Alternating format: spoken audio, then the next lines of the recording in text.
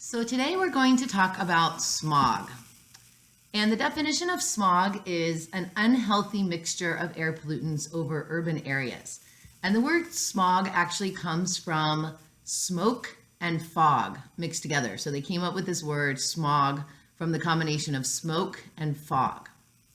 And there's two main types of smog, and it's very important that you know the two different types of smog and what causes each one. They have different contributors basically to each type of smog.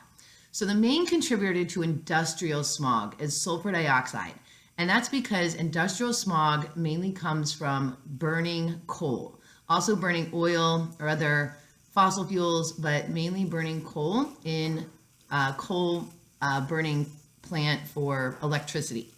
So like I said, sulfur dioxide is the major contributor, but when the sulfur dioxide reacts with water vapor in the atmosphere, it can also turn into sulfuric acid, which would be a secondary pollutant, sulfuric acid. And that, of course, is a contributor to acid deposition, something that we're going to talk about in the next couple days.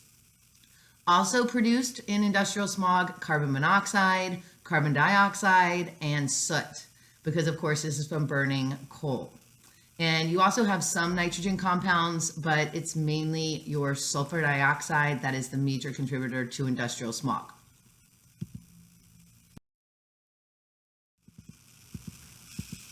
Industrial smog is also called gray air smog because it makes this, nasty gray air over the urban area where the industries are.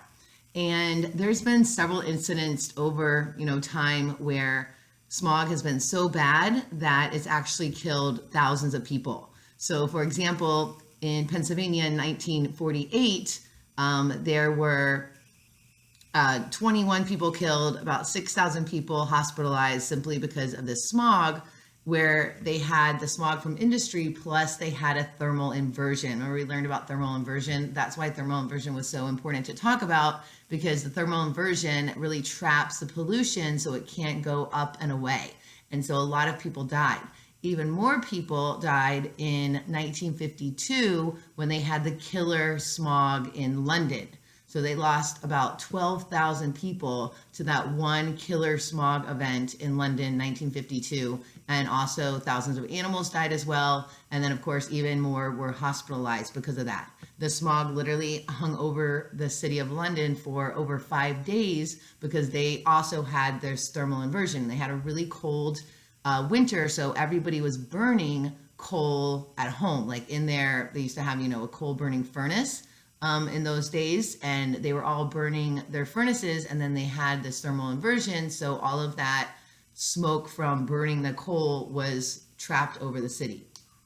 Luckily, now industrial smog is rare in industrialized nations, and that's because, of course, we have all kinds of technology to help try to reduce this sulfur dioxide in our coal burning plants. With that Clean Air Act of 1990, when it was amended in 1990, they put in that cap and trade program for sulfur dioxide, and it really helped to reduce the amount of sulfur dioxide being released in our coal burning plants.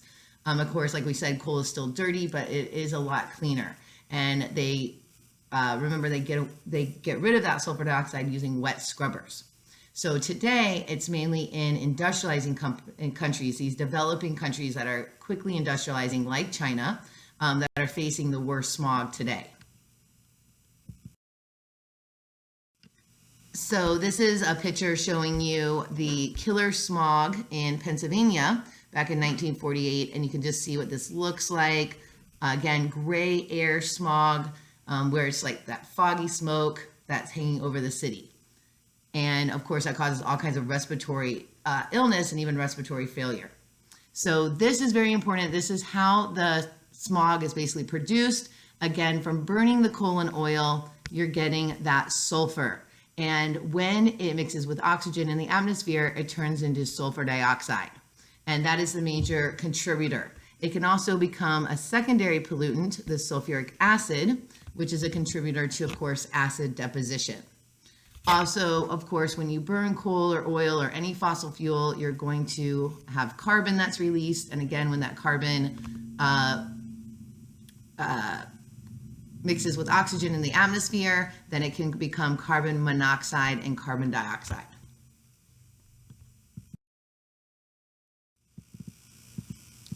So our second type of smog is photochemical smog. And photochemical smog, the major contributor is vehicle emissions. So again, for our industrial smog, that gray air smog, the main contributor was burning coal, and you get that sulfur dioxide. In photochemical smog, which is also known as brown air smog, the main contributor is driving cars. And so, but photochemical smog a little more complex because this, there's a lot of things that are released from the car. The main thing being, your nitrogen oxides. But that can combine in the atmosphere and produce over 100 different chemicals. Not just the nitrogen oxides, but other things coming out of the car as well, all those VOCs. So the main kind of contributor, again, this nitrogen oxide turning into nitrogen dioxide. But that can also turn into your secondary pollutant of tropospheric ozone. So normally when we think of photochemical smog, we think of tropospheric ozone. That's what's creating that. Remember, tropospheric ozone isn't released by anything directly, so it's not a primary pollutant. The primary pollutant would be nitrogen oxides and nitrogen dioxide. And then when that reacts with sunlight in the atmosphere, it drives a series of reactions, and it creates this tropospheric ozone. So you can also see the exhaust from the morning traffic releases nitric oxide turning into nitrogen dioxide, and therefore tropospheric ozone once that's combined with sunlight. Also exhaust from the vehicles releases VOCs. And so you normally have most of your photochemical smog kind of peaking in the late morning, early afternoon, when all those cars, are commuting to work in the morning, and it just kind of building up and building up. And just like industrialized smog, this can cause, respiratory illness. It can cause irritation of the eyes, nose, throat, etc. So in this picture, you see how photochemical smog is formed. So you have nitrogen, one of the things that's released from the vehicle, and that becomes nitric oxide and then nitrogen dioxide. Once that nitrogen dioxide combines with sunlight, the UV radiation from the sun, it eventually turns into tropospheric ozone. So here's the key. I know it's a lot of little steps, but the key here, tropospheric ozone.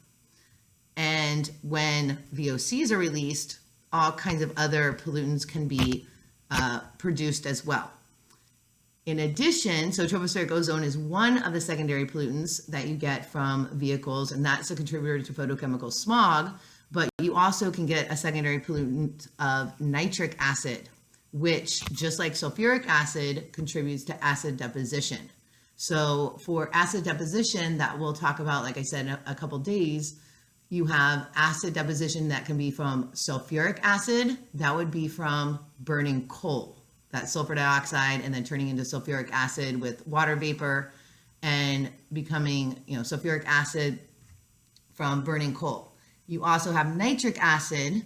So again, these nitrogen dioxides mixing with water vapor, becoming nitric acid, and that would be from vehicles.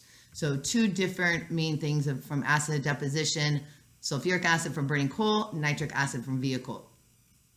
And then also all these other hydrocarbons that are released from the car can turn into these other nasty toxic air pollutants, one type called PANs, and we'll talk about that later.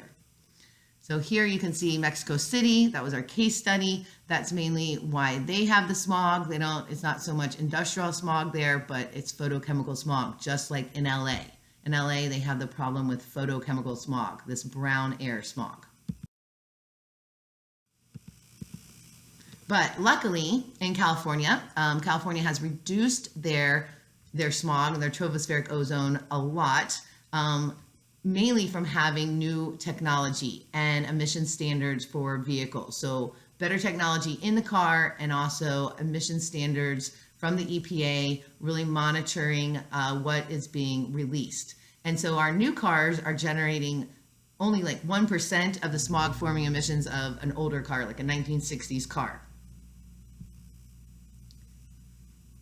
And California is just one of 33 other states that require vehicle exhaust inspections. And I'm not sure, but I think I talked about this in class before. When I lived in Georgia, every year you had to have your vehicle exhaust inspection. And if your car failed the inspection, they basically put this thing into the tailpipe and it monitors like what exhaust is coming out of your vehicle. If you fail the inspection, you have to be able to get your car fixed somehow. But if it's older car, sometimes it can't be fixed and you have to get a new car. Because if you fail the inspection and you can't fix the car, you don't get your insurance. You can't get your car registration for the year. So by having these exhaust inspections, emissions were able to be cut by 30% in many states.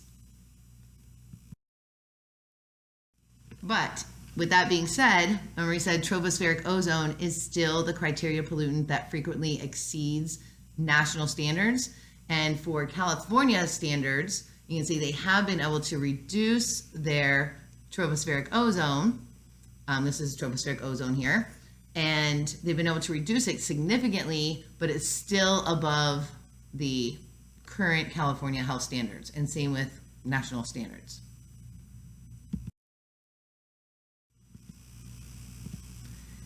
So other countries trying to reduce their emissions as well, and trying to prevent both industrial smog and photochemical smog, requiring cleaner industrial facilities. Remember, one of the things they can do is install technology like wet scrubbers to try to reduce that sulfur dioxide, closing those that can't improve, and trying to find or provide financial incentives to replace aging vehicles, to get those new vehicles on the road that do not produce the kind of emissions that our old cars, old vehicles did. And also, of course, try not to use as many cars in the first place by increasing public transit and bike use. So by doing some of these things above, Mexico City, from our case study, has been able to reduce its smog by over 50% since 1990. Remember, they still have kind of like 1 out of every 2 days, they still have a bad smog problem, but that's a lot better than it was back in the 70s.